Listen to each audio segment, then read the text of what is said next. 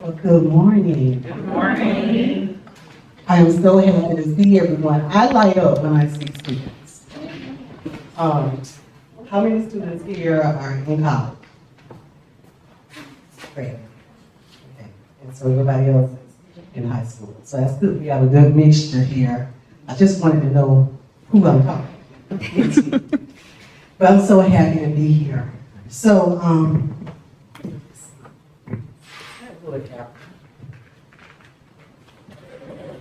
flatter me, and I may not believe you. Criticize me, and I may not like you.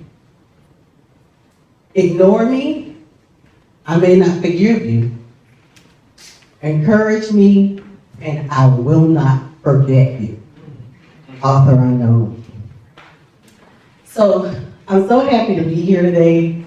How many of you have failed at something? Right?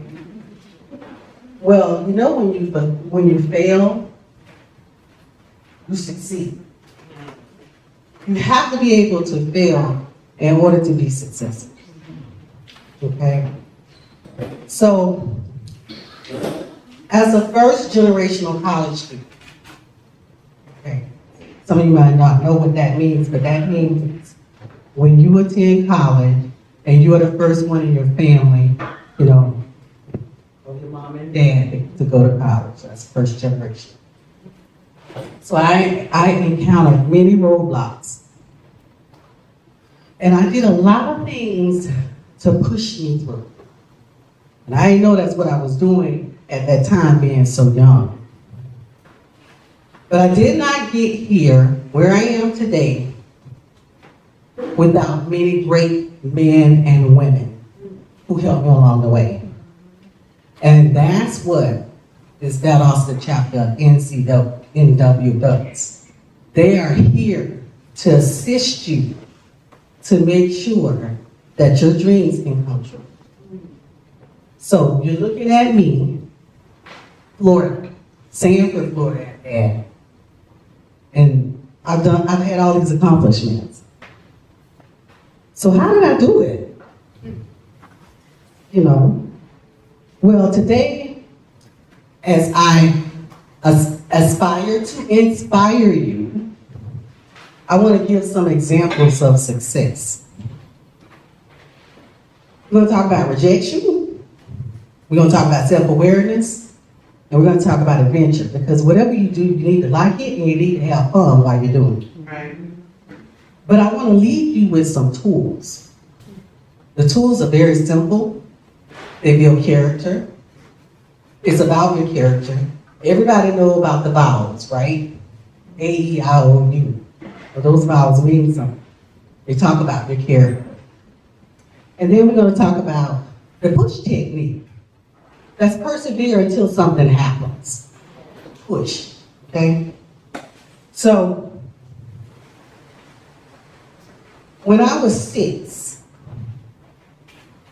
I saw rockets in the sky. And I said, I think I would like to do that. Okay? But by the time I was 16, I was actually in high school and we were doing like some type of survey which will tell you what your career field would be. Well, everybody around me was getting like, oh, these great things, a lawyer, and I was getting like, secretary. So it was like, okay, there's something about how everybody else answered the questions to this survey. Okay, you guys, y'all do know that's what surveys do. They kind of like put you at a certain place, okay, based on how you actually answer the questions. So I was like, well, maybe I answer the questions too simplistically, you know, and that's what came out, me being a secretary. But I was great at math. And that was the only career I thought about that I could be was actuary science. I don't know if you guys know what actuary science is, but they're the ones who figure out all the stats and stuff for accidents and how much you need to pay for your insurance and things like that. So I thought that's what I was going to do. But I had some rejection along the way of where I was going. And just because that direction, that rejection occurred, did not mean that I had to stop doing what I was doing. Actually, that rejection directed my path to other places. And that's what rejection does. So I entered FSU as a happy to be there, but very much missing home when I was 18 years old. And back in the day when you entered college, you went to college like a week ahead of time so they could basically put you in the correct classes for placement. And at the end of the week, the advisor who gave me my results for the placement test said that I had chosen the wrong major. And she didn't understand how I couldn't have clipped out of calculus because I was a math major. So she told me to change my major because I wouldn't succeed. So my thoughts, if I didn't do math, what would I do? It was the only subject I know I had mastered. I would have you to know that in Florida, you know, starting a week early, you always run right into Labor Day weekend and you back home or whatever you're gonna do. Well, somebody told me that the bus stop at FSU was right up the street. So I was like, okay, I'm going home.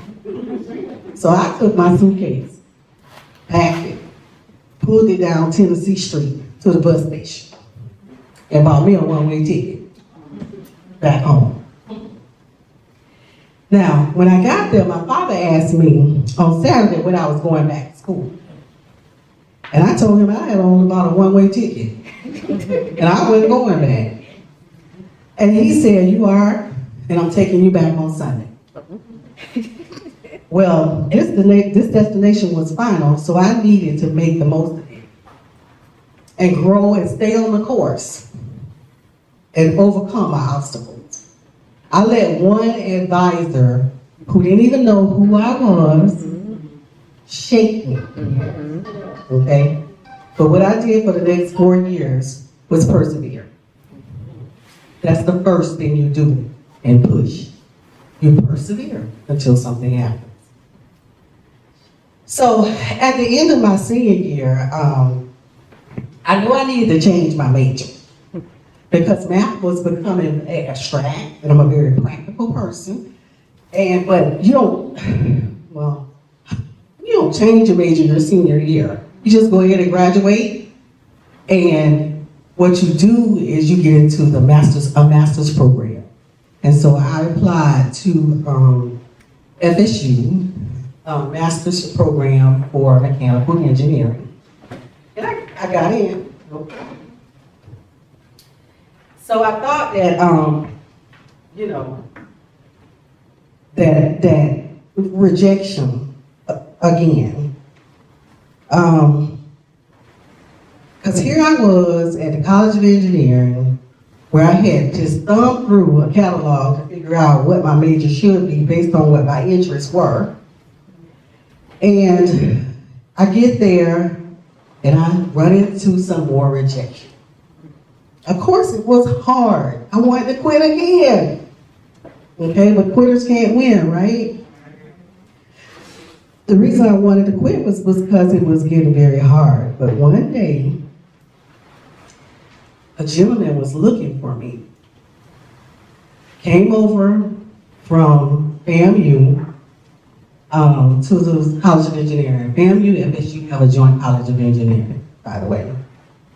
And it was Dr. Frederick Humphreys. He's gone on to glory now, but he was looking for me because he felt like, why are you over here? And this is what he said to me. Why are you over here at FSU? And I was like, huh? He's like, how much money they paying you? Because, when you're in a STEM-related field, you should be able to get an education for free. So he wanted to know how much were they paying me. And of course, at that time, I was getting an assistantship that paid about $11,000. And he was like, they making you grade papers? I was like, yes. He said, well, why don't you come over to FAMU? And I was like, okay. He's like, it's the same college, you'll get the same classes, nothing will change but the university that you get your degree from. But he told me something else. He said, the blacker the knowledge, the sweeter the college. And I didn't understand what he meant by that.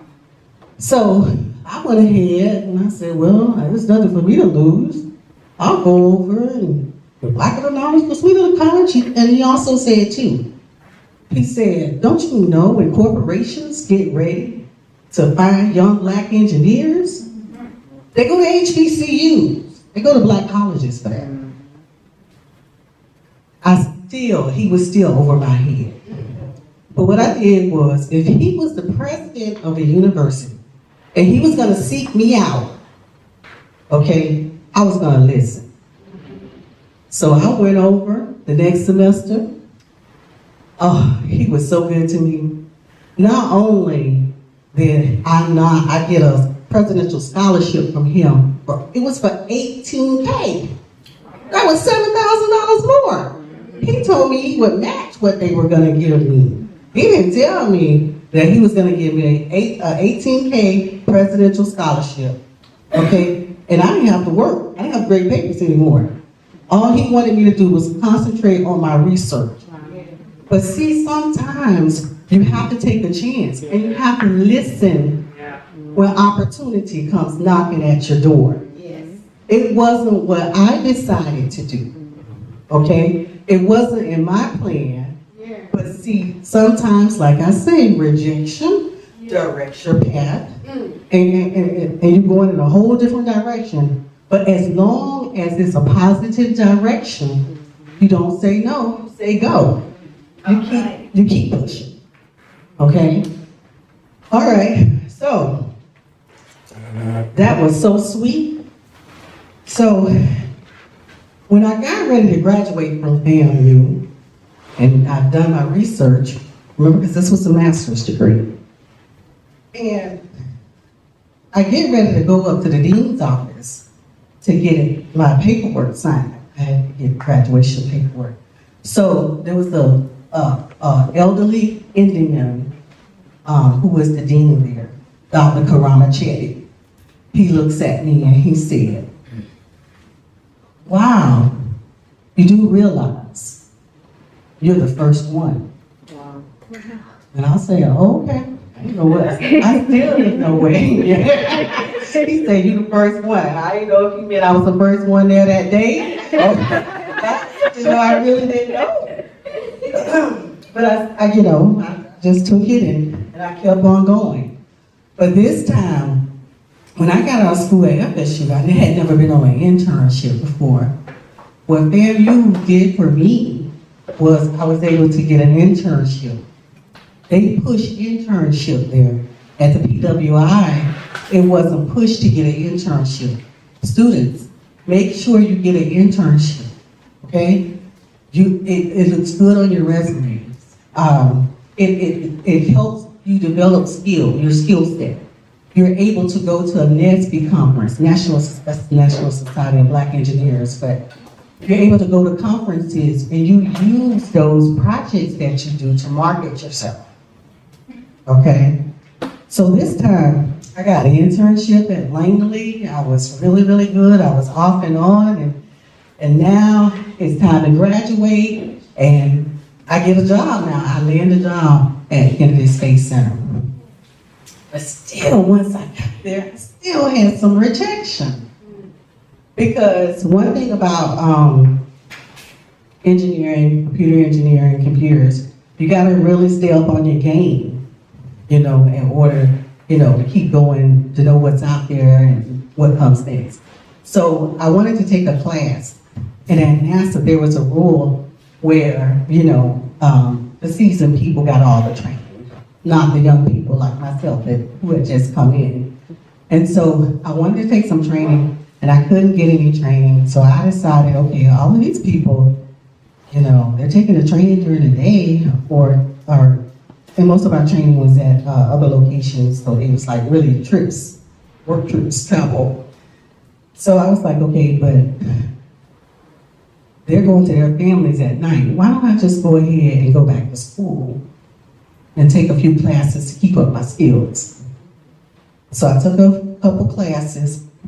Before I knew it, I was working on a PhD. I had got to the point where I was like, okay, you know, when you get a PhD, you gotta do a sabbatical. You know, you gotta do some time. You gotta spend a year where you with your major professor. Y'all gotta come up with, you know, what you're doing and all that. And so I was like, I don't know how else I'm gonna do that. Well, NASA had the James Webb Fellowship. And that James Webb Fellowship gave me the sabbatical, okay? So here I was rejected because I wanted to take training at work, but it wasn't afforded to me. So I decided to do something on my own time, which led to a PhD and led to the fellowship, the NASA fellowship, you know, to pursue that PhD, okay? Lord beholds, I'm there, I'm doing what I need to do, and here I become the first woman of color to receive a PhD from the College of Engineering. So what I'm saying to you, all of these firsts, I never set out to receive a single goal. You know, my goals were like unilateral, okay? I wanted to be an engineer, that was the first goal. Okay, second goal, just going back to school to get some training. And along the way, you know, I made all of these different changes in my life, which happened here today. So what do I do? Okay, what do I do at NASA? You guys, did you see Artemis? Artemis went up on November the 16th last year, towards the end of last year. It's the new vehicle that replaced the space shuttle. We don't have a space shuttle anymore, okay? We have SpaceX, who is participating or doing what we used to do with space shuttle, such as refueling this International Space Station. But we have a new heavy rocket vehicle, and so that the test flight of that was Artemis. Well, I am the one who made sure all of the systems that were integrated in the Artemis, I had to make sure it was certified for flight. And so I had it. And you know, you use all your math for that. You know, anytime somebody talking about certification, compliance, that's quantitative analysis and stuff like that. So I get to use a lot of my math skills, even though I'm an engineer, a lot of computer skills too, that I also gained because I was a computer science minor when I was a math major. So I just had a great time doing great things, okay? But there's two things I want to let you know, two tools that you have to have. The vowels, remember I told you about those vowels, right? And those vowels are ambition. Remember the vowels are A, vowel, U, right? So you want ambition, okay? Because that directs your hope, okay? You want to be empowered, which is what I'm trying to do here today, to empower. To give you the authority to go and take control of your life and become whatever you want to become. Dream big. No one can tell you no. And if they do tell you no, just take another route. That's what I did. Innovation. You know, you want to be innovative, you want to be open, you want to be, you know, versatile. Don't let fear keep you from moving forward. Because sometimes fear traps us, you know, and we're afraid of what others think, or afraid to just step out. But go ahead and step out. And unite. That's what U stands for. Unite. We're here we've come together today. We're united together today to make sure we have our careers, but we want to make sure that you all are just as ecstatic about having a career, because you will carry on this nation. Okay? So, in closing, I would just like to say that you want to make sure that you continue to persevere until something happens. No matter how it looks, no matter how bad it gets, no matter how you feel that you're gonna quit. Remember, I quit about 3 times. But I never quit. But I had people encouraging me. They were in my ear to stay focused. And I know that you all can do similar things and even better things than I have done. And that's what all of us here today expect from every last one of you. Yes. So they're gonna have some skills here for the rest of the day, for the rest of the workshop. You need to make sure that you're doing what you're doing. NASA it's not just an aerospace company, it's a business. So we have all career majors there. So I'm saying that because you can always get an internship. And the fallacy there is that people think that internships only happen during the summer. No, internships happen every semester. I have interns every semester. I make it my goal to make sure I have interns. Because one thing I want them to walk away with, I want them to walk away with a skill set where they can sell themselves at those career fairs. Okay, and we take students at 16 also. So from 16 on up, we are there to help you develop your careers and become what you want to be in life. And so in closing, I would just like to say it's a pleasure to see so many of you out this morning. I light up when I see students. I have a inspirational channel on YouTube. So often, every morning, I call it going to work with Gena. So from the parking lot to the front door of my office, I'm there like, okay, this is what you all need to do today. We're doing this, do this. This is happening on campus today. This is, so that's me.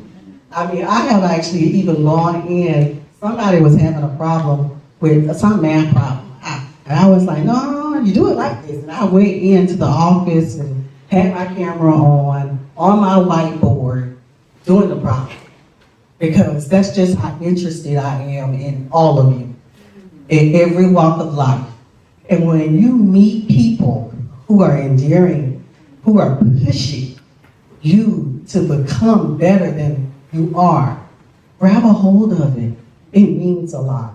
And so to see you here today means so much to me. And I just want to thank you all for having me. And it's been a pleasure. Thank you so much.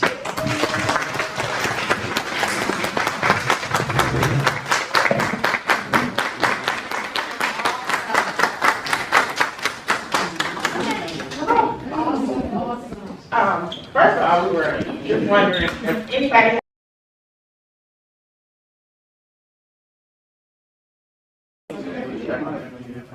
The first one you do, what you do? Okay. The first acronym for the tools. Push. Yeah, push, persevere. Persevere until something happens. Okay, that's what push stands for.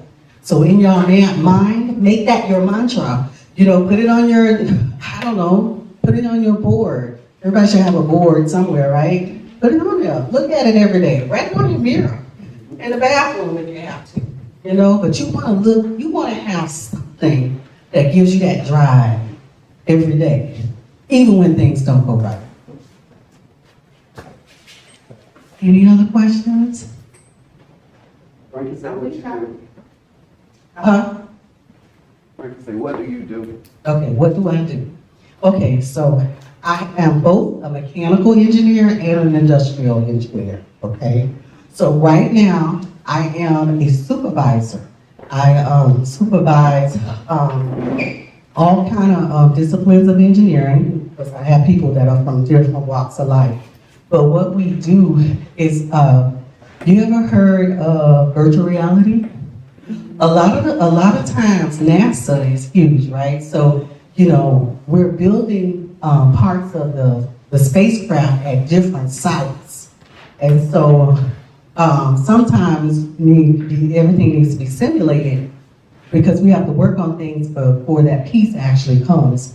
So I have a IC Lab. It stands for Immersive Simulated Engineering Environment, where before the vehicle is integrated or what have you, I can immerse people into their environment. And that way they can write instructions, they can train, they can build better systems, and we can do better integration on the vehicle. But for Artemis 1, that's what I was telling you, that's been my latest thing that I'm doing. So I'm working on Artemis 2 now because Artemis 1 was so successful. If you go to the infomercial channel, you'll see Artemis come up at night. And I'm telling you, it was like a rush of excitement among all of us. Now, we have about 20-some thousand people that work at the Kennedy Space Center. Only about 2,000 of them are actually NASA employees. The rest are called contractors. So when you can't get a job with NASA, you apply to get a job with the contractors, okay? And the contractors are always listed on the first page of the NASA public site, okay? But that's what I do, and I enjoy doing it. I enjoy supervising. I just love to develop engineers, so. And I'm glad that I get a chance to do it every day. Yes, Now, ma'am. what does your week look like? Is it, you work like Monday through Friday, 9 to 5? Well, we work from home. What was so excited about launching this last vehicle is that us being Kennedy Space Center, everybody always thought like we had to be there 24/7. Well, being in a pandemic and launching a vehicle, we worked on Artemis for about 10 years. So a day for me is teams all day. We are back to work now for 2 days a week. I go in on Tuesdays and Thursdays. But my day is literally geared around where my people need help. I only kind of jump in whenever they need help. But other than that, I'm being a visionary for the Artemis 2 vehicle because the Artemis 1 vehicle was a test flight. It had no people. But the minute that we put those astronauts on there, it has to be human rated. And one of my expertise is human factors engineering. And so there's a lot of changes that need to occur. And so that's what I'm working on personally.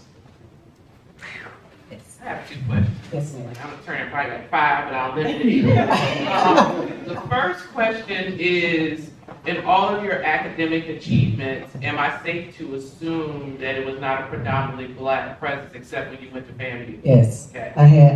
FSU did not, it's a PWI truly. But each school has kind of like a Black student union. Now, my Black student union was tight because being Crump was there.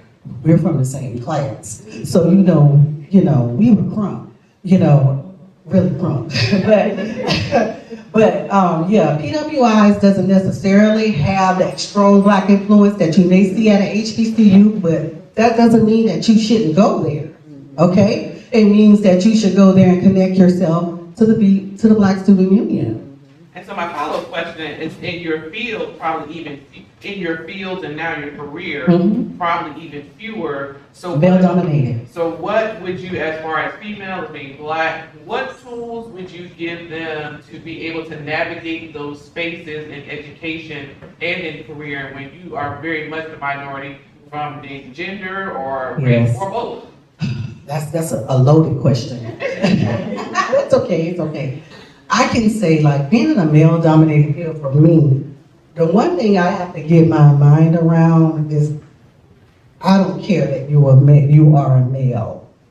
In engineering, there's a lot of teamwork involvement.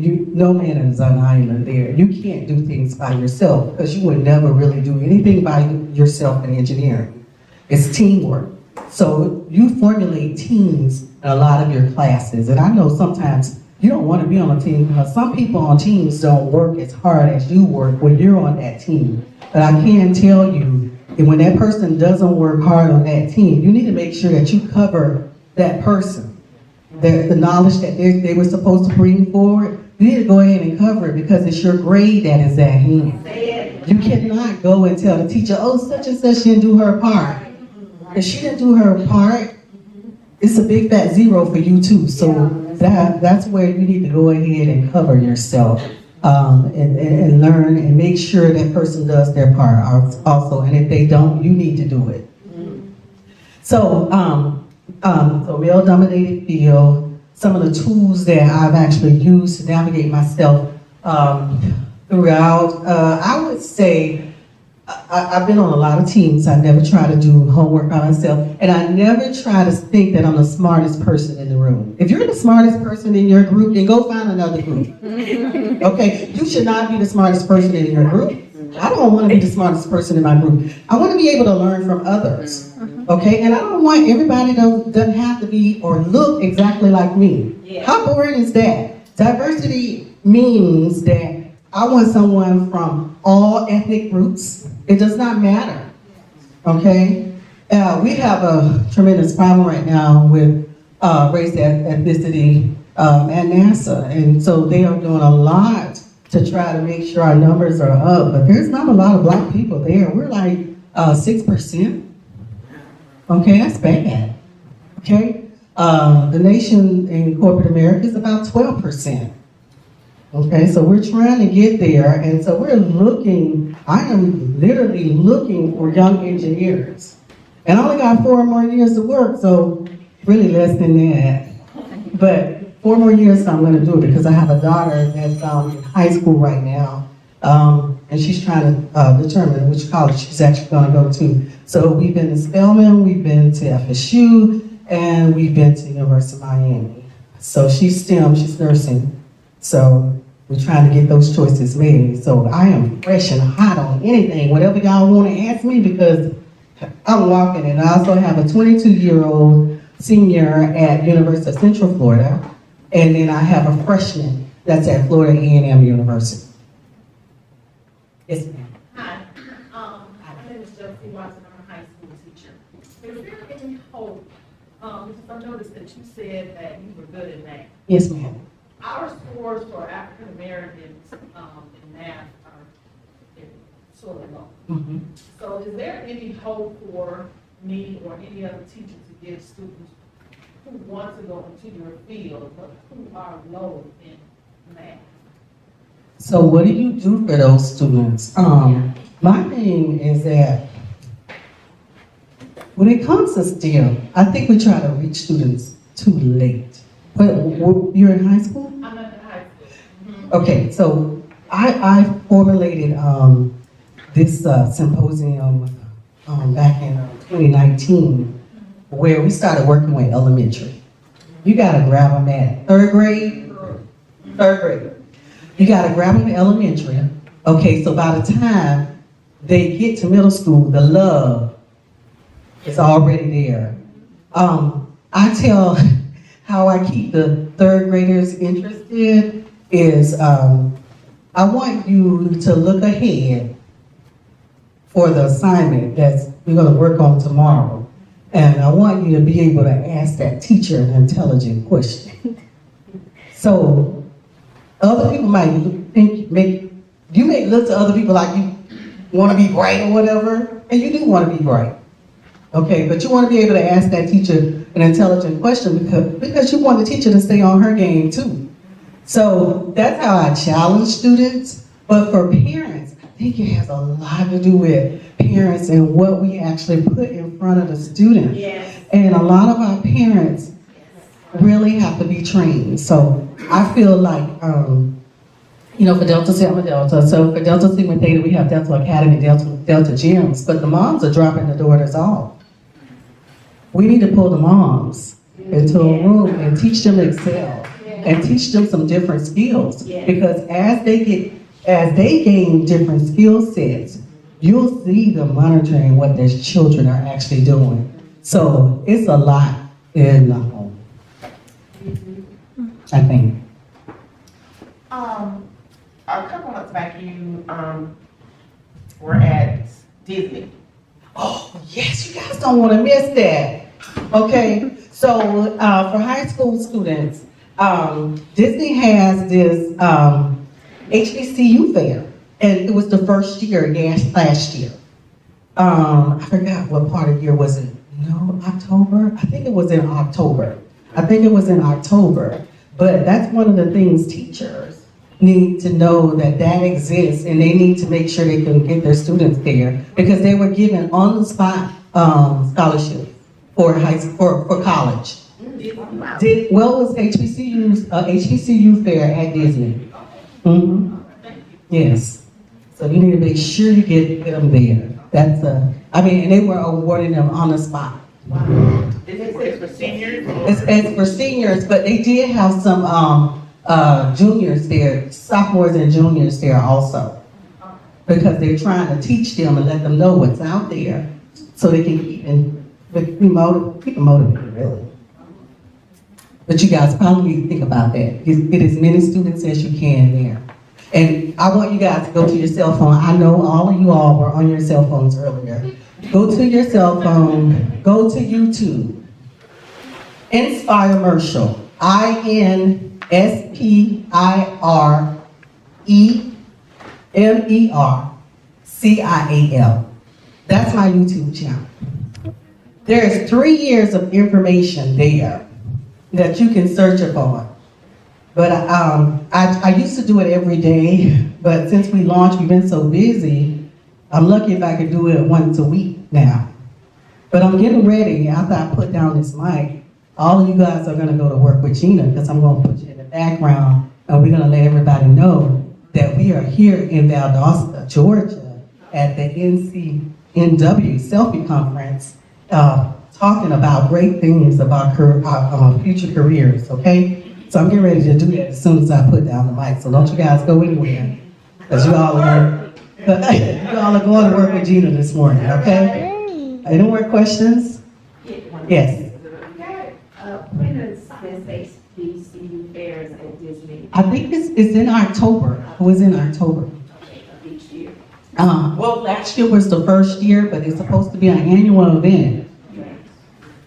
We got you, Gina. You got me? Okay. Inspiremercial. I-N. Like inspiring? You got it. INSPIREMERCIAL.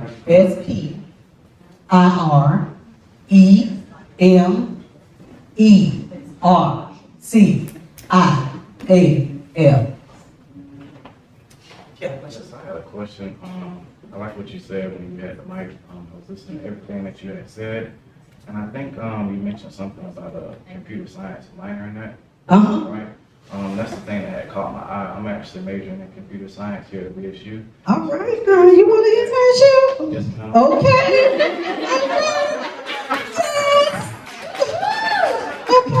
What's your classification? Right now I'm studying Java.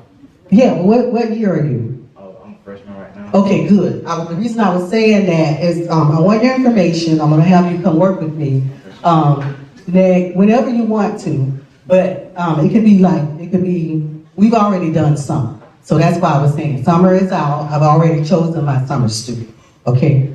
But sometimes things come up. You understand? But anyway, so I have a selection process every semester. So you can take a fall off, you can take a spring off, or you can take a summer off and come with me. It's the paid stipend. Okay? It's about $8,000.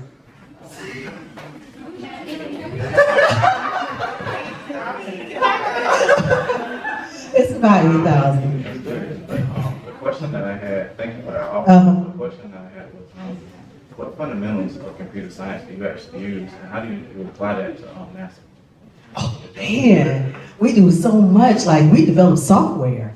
We developed the software for Artemis to actually launch all of that, all of the different firewalls. There's a lot of IT, the security that goes, cybersecurity that goes on there. A lot of programming, so Java is good. I teach a lot of Python. If you go on Inspiremercial, you're gonna see a whole year where I had Python Wednesdays. I was basically on there teaching people Python. So there's a lot for you. And if you don't have an internship this summer, what you can do is go on the net and look up some type of certification for or Python or whatever, it's free. Thank you. Any other questions? What Yes, ma'am. ages do you start to take interns? 16. 16? Mhm. Or you're Mhm. 16.